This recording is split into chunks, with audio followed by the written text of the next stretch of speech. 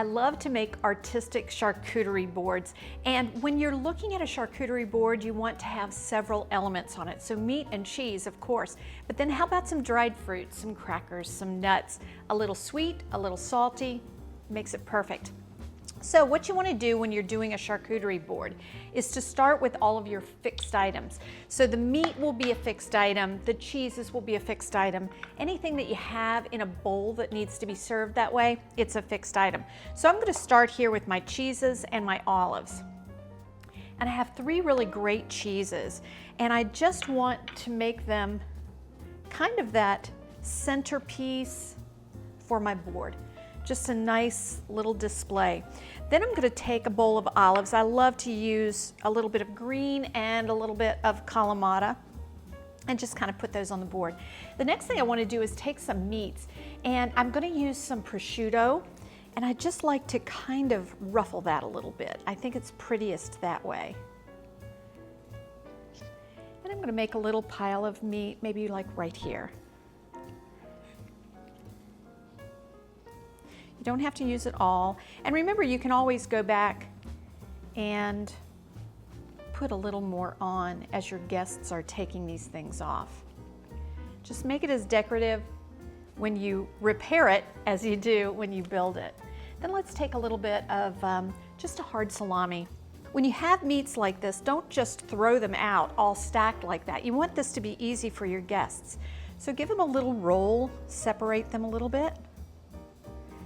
Now, the reason that charcuterie goes so well with wines, and particularly we're serving this today with a Cab Franc, is because the fats in the meat really cut down on that tannic structure in the red wine, and it just sort of makes a mellow flavor in your mouth. And then the salts in the food will reduce that bitterness, and it makes everything just extremely good to work with together. All right, maybe another different kind of salami or sopressata. Let's put those like right back here. And I'm going to fan those going the other way.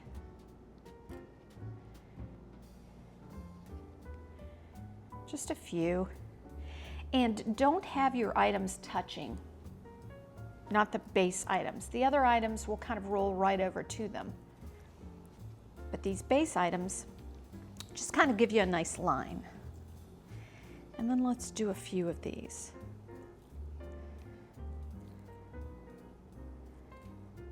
When I spoke with my guest today, she said that at their winery, they really like to enhance the wine, nature, and art. And I think a charcuterie board is very artistic.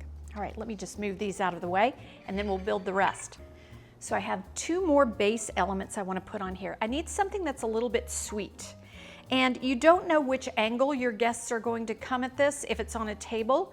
If it's on a table, make sure it has 2 sides. If you have it on, let's say, a sideboard, then you want it to have one side, you want it to face your guests.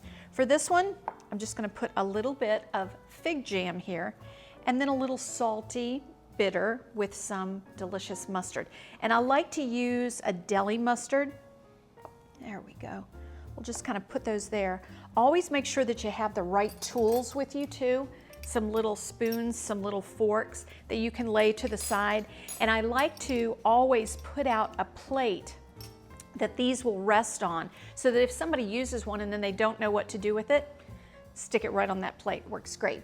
And then some great cheese knives. So there's a cheese knife for every cheese. And if you get a nice little box of cheese knives, it will show you exactly which knife to use for what occasion. Now let's make some pretty. So I've got some apricots here, and I just want to kind of put a few around. And then I've got a selection of crackers. I just want to kind of lay those crackers, and these are kind of behind that cheese, but that's okay. I'm building mine really to be a 2-sided board. And then let's put a couple like right here. And then I like to use 2 different crackers. So use something that's nice and long, and then use some little cluster crackers. these little tiny squares that can fit on there just perfectly. All right, then let's take some almonds. What you're looking for now is just to kind of fill the holes, the gaps, and to fill the flavor profiles.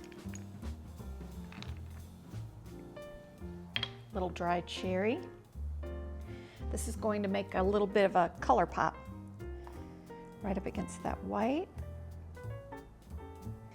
And they smell so good. I love the smell of dried cherries. It's okay if they touch your cheeses, that's fine. Then I'm going to finish out with just a few more apricots back here in the back. And a couple more cherries. Isn't that pretty?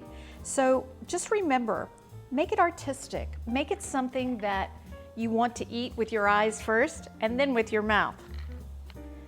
So who wouldn't want to be a guest at a party with this beautiful board, some delicious wine?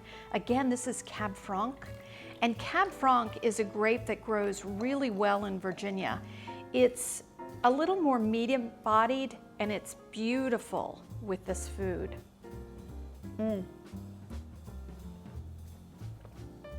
Oh, that's delicious. Paired with this cheese and meat, it's a winner.